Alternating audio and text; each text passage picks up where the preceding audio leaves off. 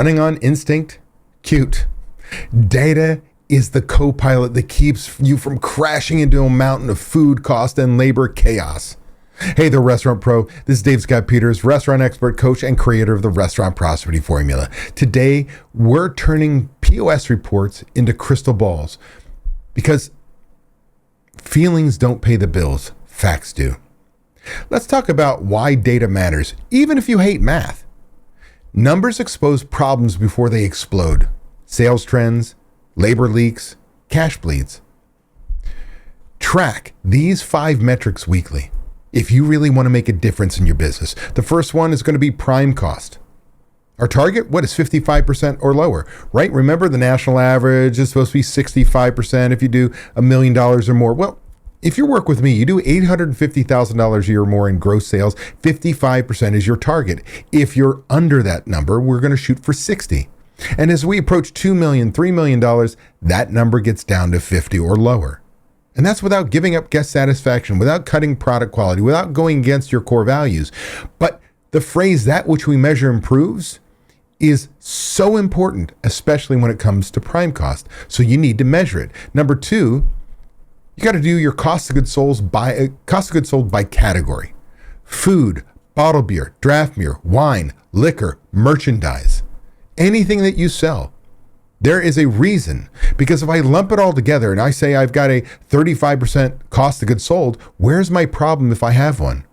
But if I know my target for bottled beer is 25% and I'm running 30, I know exactly where I've got to attack it. So categorizing our cost of goods sold by category is critical. How about number 3? Labor cost by position. Yeah, I don't want front of house, back of house. I don't want salaried and hourly. Again, what if my labor is high? Where's the problem? I have no idea. But if I find that my prep is running 4% of sales and budgeted, it should have been 1.5%, 2 max. I know exactly where I've got to fix my scheduling. So tracking, again, is incredibly important. How about number 4? Daily sales and guest counts. Are my sales trending up? Are they trending down? Why are they trending down? Is it service? Is it cleanliness? Is it my marketing? Is it my food? What is it? And I can fix it. Sometimes we can see guest sales stay steady, but our guest counts are going down. Maybe we raised our prices. We brought in some high dollar features and it's hiding the fact that people aren't coming back. Why? And then I can fix it. And finally, number 5, items that you void and discount. See, I'm looking for spikes. If I've got a lot of voids, I've got people who are not trained, because a void is an order that shouldn't have happened. Hey, I typed in 2 cheeseburgers and I need 1 voided because the customer only ordered 1. That's a sale that shouldn't have happened. It didn't happen. So it gets wiped off the POS. So that's a training issue. But if my discounts, I'm finding that I'm comping all my cheeseburgers because we're burning them, I'm finding that we're giving terrible service, long ticket times, whatever it may be, I have something I can fix. And I can see it on a daily basis. Now you got to use tech to stop the guesswork. And a part of that is catching theft fast. I know. You don't think theft is happening in your business, or you think it's rampant. The reality is it happens. And cameras are wonderful.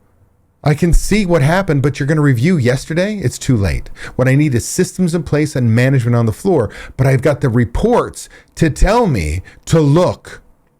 Your POS can sniff out thieves like nobody else, like nobody's business, only if you let it. We've got things like the no sale report, which expose those voids and deletes without matching, without seeing that you got money. So maybe I've got a bartender that rings up 5 different drinks, sees the guest is going to pay with cash, hits no sale, it voids out that complete order, and now they can change or give change to the guest, keep the money. Now I got cherry stems, toothpicks, rubber bands, you name it. They're messy bartenders behind the bar, but they all represent the money they need to steal from the drawer before they turn in the drawer. Well, when you look at the no sale report and see those immediate voids, I can spot a thief and nail them. What about transfer reports? Transfer reports really give you these flags that people are stealing from you. Because a transfer report, I want to be able to transfer a ticket from one guest to, or from one server to another, a bartender to a server, whatever it may be. But what we find is, again, when I see somebody's paying with cash, I can do something as simple as have a floating soda. A guest sits down, orders a soda and a burger, and when they pay with cash, before I close out the ticket, I transfer that soda to another ticket, somebody else who just sat down. And at the end of the shift, let's call it $2 for easy math, right? I have 10 people that I transferred that soda from ticket to ticket. I'm going to be making 20 easy dollars. No extra work. But when I can see that transfer on that report over and over and over again, I can spot a thief and nail them right away and stop the bleeding before it becomes a major problem.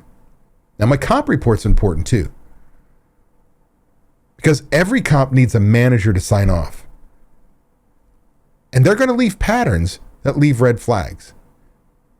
Now, not all the patterns are what you think they are. For example, I had 2 restaurants when I was the operations manager at Coyote Springs Brewing Company Cafe in Phoenix, Arizona, and one store versus another, comps were higher or lower. Well, that made me think. But then I went further, and I had one manager at the second store that was like light years ahead of everybody in comps. And I literally dove in deep looking at what the problem was. And you know what it was? It wasn't that I had a manager stealing. It was that the manager, the general manager, relegated him to closing. And so he was closing out the behind the bar ticket with all the shift drinks and comps for guests and all the things. And so his swipe was getting all the registered comps for overall business. And that's why. But it can point out if somebody is stealing. So print these out by shift. See exactly who's on the clock and when funny business hits. Cross-check your cameras. Shut theft down. You need to train managers to be analysts, not babysitters. That's right. Teach them how to read your P&L, maybe labor forecasting, and report the red flags when they spot them on any of these things. Just name a couple things. Like the list goes on. Management is numbers, not noise. Your gut got you here. Data gets you free. Start with one report this week. Act and repeat. And you're on your way to knowing your numbers and controlling your bottom line. Be sure to join me live every Friday at 8 a.m. Pacific time on YouTube, travel schedule permitting, where I'll get you pumped about the upcoming weekend, get you excited about crushing your goals and finding the motivation to be best you possible. Plus, I'll answer your burning questions live.